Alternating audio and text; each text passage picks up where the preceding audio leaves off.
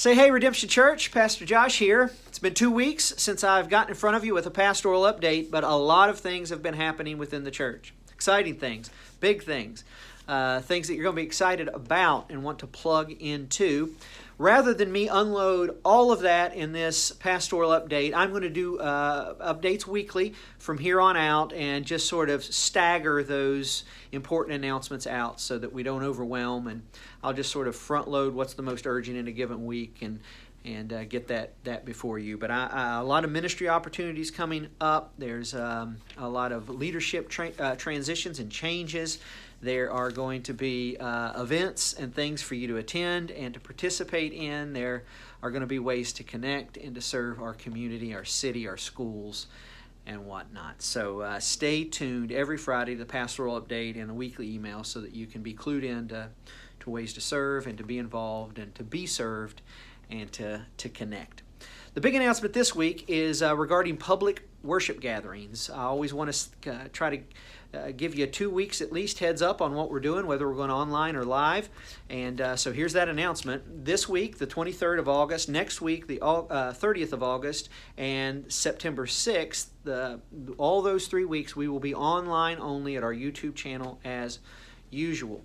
However, September 13th, we are going to come together live again, one worship gathering on Sunday. I'll give you the details as we get closer on some of the processes and procedures and times and what we're doing with kids and whatnot. Thank you for being patient with us. This is our first time pastoring in a pandemic, and like the rest of society, we're trying to figure out how we can get some consistency, but be wise and be safe and try to learn to live with this. And over the last month, as we move into the fall and seeing, okay, schools are starting, and what's the 25% limit doing, and how are the cases and whatnot, and spread rates happening in our state and our city. What's our metric? In the spring, it was if schools are open, we're open. If they're closed, they're closed. Then in the summer, without schools as a metric, we said, well, the group size, the 25 people. And so now school's back on. Should we use them as a metric again? And I'm not at all critical in their policy. I'm not jumping into that debate.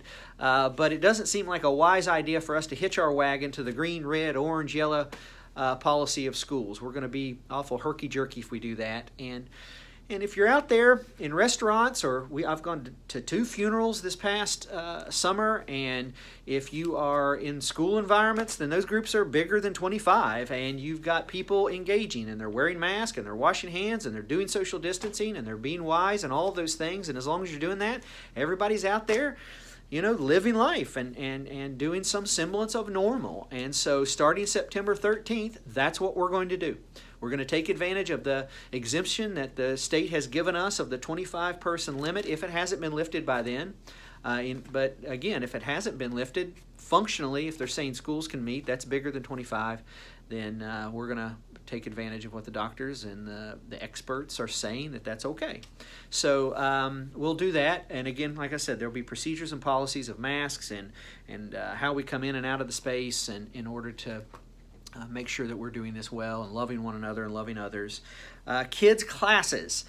We may or may not be doing that at this point. I'll announce that in the future. Kids leaders are working on a plan, assessing some sort of opportunities and options. It probably will start out abbreviated.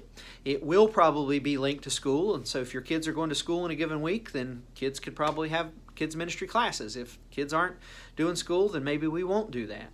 And in order to space kids out, we probably won't have all age groups available. We'll abbreviate that and deem, okay, what is the group size that we can handle in a safe way, and also perhaps might be the demographic of kiddo that's a little harder to manage for a parent in the worship space. And so let's take them out of there so that the parents can worship undistractedly and do something like that. But again, we'll give you more details, but do mark your calendar. September 13th, we're going to be coming back live, one gathering, and unless something happens, state of emergency like they did in March, in which everything shut down, including churches, or, we become a hot spot as a church and, we got to get that under control. Unless something like that happens, we're going to be rain or shine Sundays starting September 13th, and like the rest of our culture, trying to learn to live with this COVID that looks like it's just going to be around for a while.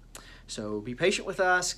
any concerns, questions, ways that we can be thinking about this better, serving you better, we definitely want to hear that, and we're open to shifting and adapting in order to come up with best practices in order to love you and others.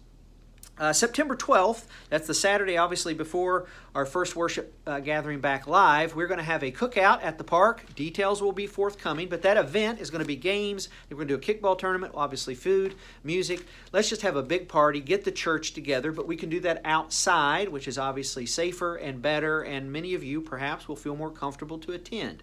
You might not want to attend a worship gathering in a building on Sunday morning, but you come to a barbecue outside, and so we want to offer that to you so that you're not left out of being a part of the church community. We can see you and we can get caught up and have some community and connection. Youth group will begin weekly again in September. Those youth group leaders are putting together a calendar, and we'll be contacting parents and students in order to make sure that they're welcomed back. And like we do every school year, we are going to have weekly youth group gatherings for both middle school and high school students. And so watch your weekly email on this pastoral update for details. And if you're already in the group and we've got your contact information, then you'll also get other emails and text and phone calls to make sure that you're not being left out and got your questions answered. So be watching for that. Last, the Backpack Bonanza. This is our last week in which we are collecting backpacks and school supplies to give to NECO, which is a foster care organization, and they will make sure that those backpacks and supplies get to the families and the students this fall. And I think there's 25 backpacks left that we had to meet our goal. If we exceed that goal, then I'm sure we'll still take your stuff and get it to NECO. So what you need to do, if you haven't already, is sign up to get a backpack, whether it's a boy or girl, and age and whatnot. That link is in all of our social media and in our weekly email, or you can email us at info@redemptionwv.com. And once you sign that up, we'll tell you what to get. You show up on Saturday, this Saturday, from 10 to 2 at the church. You just bring it in, and we'll get that to the kids. So this is the last week. All right, I think that's it. Love you guys. Stay tuned. I'll be back in front of you next Friday with a video with a new announcement and probably more details on some of the things that I just announced, and I look forward to getting back this fall as faithfully and as effectively as we have ever been in advancing the gospel. Even though we're in a fluid time, there's no need for us to hit the brake, that we're going to hit the gas, even though it might look like a different ride this fall.